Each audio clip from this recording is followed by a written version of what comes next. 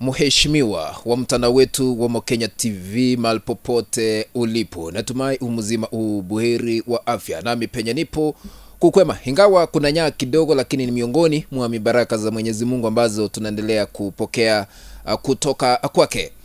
Karibu katika uchanganuzi wa siasa, ili nikueleze vile mambo yalivyo, kisha baadaye nitakuwa na changanua moja kwa moja. Naomba tu kaweze kunifuatilia, na ningependa kujua unatazama hii kanda ukiwa eneo lipi. Niandikie katika sehemu ya maoni ili kujua watazamaji wetu wanatazama kutoka eneo lipi katika ulimwengu huu. Wasiwasi inaendelea kutanda katika serikali ya Kenya kwanza baada ya habari mbaya kutumwa kwa serikali ya Rais William Ruto. Ni kipi hiki ambacho kimefanyika?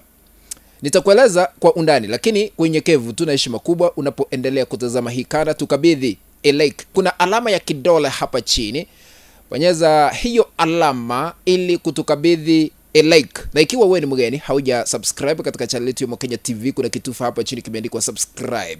Lakini ikiwa umeandikiwa subscribed, usiponyeze kwa sababu tayari wewe ni subscriber, na shukuru sana, nasema asante kwa kuzidi kunipiga jeki. Lakini ikiwa umeandikiwa subscribe, inamaanisha hauja subscribe.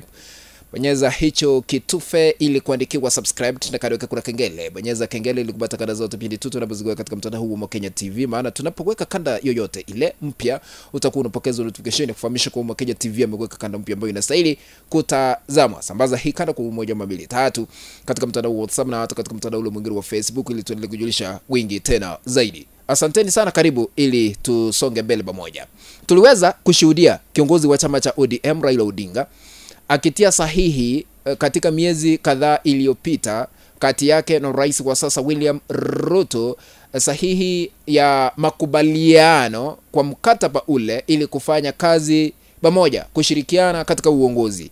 Lakini kuna habari ambayo imeachiliwa kwa serikali ya Rais William Ruto, na yule ambaye ameiachilia anaitwa Edwin Sifuna.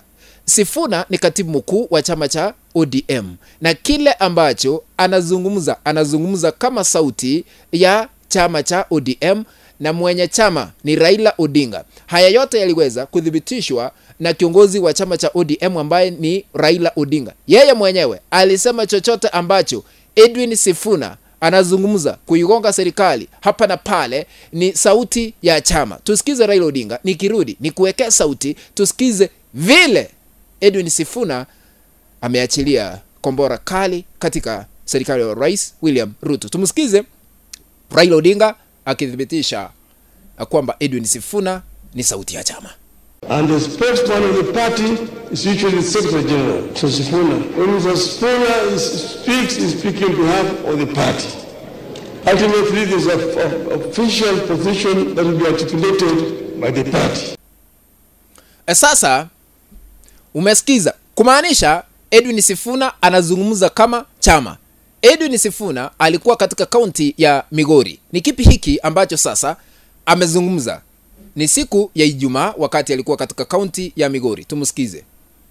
Kama mnapenda hii broad based sana, na wewe Kiborek umesema wakati kazi iliwashinda Ruto akakuja kutafuta Raila, yeye ndiye ameshikilia hii serikali. Kwa hivyo 2027 Ruto arudi nyuma ya baba. Mimi sijui kitu inaitwa broad based. Sijui. Sifuna amezungumza kama ODM. Amesema ya kwamba number 1, hatambui broad based government. Hatambui, hajui kitu kama hicho. Number 2, amesema ikiwa broad based government ipo 2027 Ruto asonge nyuma ili amuunge mkono Raila Odinga, kwa sababu Raila Odinga ndiye anaendesha serikali ya sasa, kwa sababu alienda akamtafuta Raila Odinga ili kutoa usaidizi katika uongozi. Number 3, amesema ya kwamba there is nothing like broad based government na hawaja kufa moyo kuwania kiti cha urais. I want now to put this into perspective so that we can understand the meaning, reasons behind the sentiments made by Edwin Sifuna politically. Matamshi ya Edwin Sifuna yanamaanisha nini? Number 1, Raila Odinga is not planning to retire from politics. Kuna wale ambao wamekuwa wakisema ya kwamba Raila Odinga anastahili kuondoka kwa siasa, number 1. Number 2, Raila Odinga anastahili kuunga mtu mkono kuwania kiti cha urais, na wengine wakisema ya kwamba huenda amuunge mkono William Ruto 2027. Now, vile Sifuna amezungumza ni ishara tosha kwamba Raila Odinga atakuwa kwa debe katika uchaguzi ujao wa mwaka 2027. Wala ambao wanadhani ya kwamba Raila atastaafu kutoka siasa, sahau. Na chama cha ODM, liwalo na liwe, lazima mwaniaji wa kiti cha urais atoke katika chama hicho, na sio mwingine ila tu ni kiongozi ambaye ni Raila Odinga.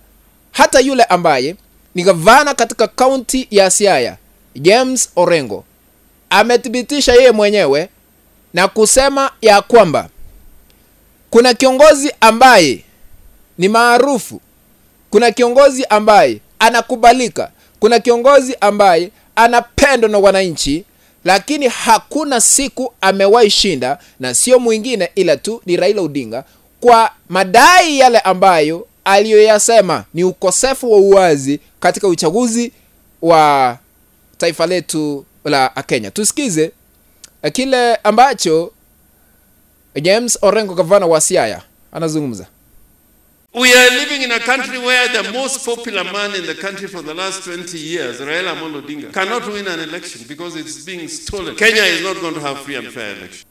Na haya yote wakati tumeshuhudia katika siku za hivi majuzi, Sifuna, James Orengo, Peter Professor Nyang'i Nyong'o, gavana wa kaunti ya Kisumu, na wengine wakiendelea kurusha vijembe katika serikali ya Kenya Kwanza, kumaanisha kile ambacho wanaendelea kuzungumza kuna siri fiche, kuna njama fulani, kuna vile wanaenda kusaliti uongozi wa sasa. Ila tu wametulia sasa hivi kuwa na subira kidogo, kwa sababu kuna baadhi ya wale ambao waliingia katika serikali kuifanya kazi.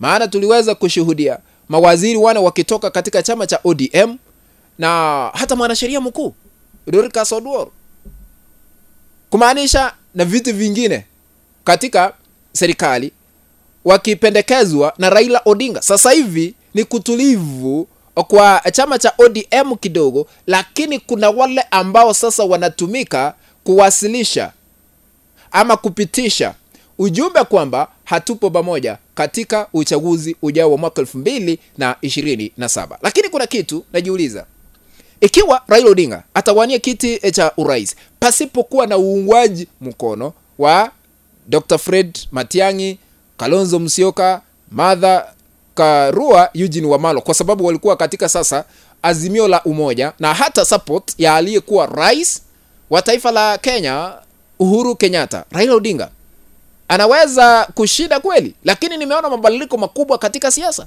Tumeshuhudia vijana wa Gen Z wakisema ya kwamba katika uchaguzi ujao wao ndio wanaelewa ni yupi ambaye anaenda kuchaguliwa, ataendesha shughuli na kubadilisha uchumi katika taifa letu la Kenya. Lakini siri ambayo inapatikana katika uchaguzi ni kura.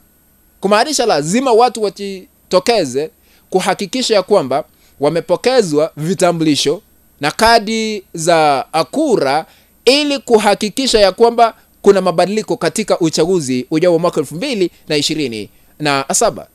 Na kiongozi ambaye yupo mamlakani ni William Ruto, na haya kumshinda sio rahisi, kwa sababu wala ambao walikuwa wanasema ya kwamba kuna mambo ya deep state wakati ule, lakini aliweza kushinda. Na wakati huu atacheza vile aliweza kucheza mpira wa mwaka 2022 na kushinda uchaguzi ujao wa mwaka 2027. Unajua, politics is dynamic. It keeps on changing time to time. Leo vile tunashuhudia siasa, tomorrow itakuwa kivingine, kutakuwa na mabadiliko makubwa.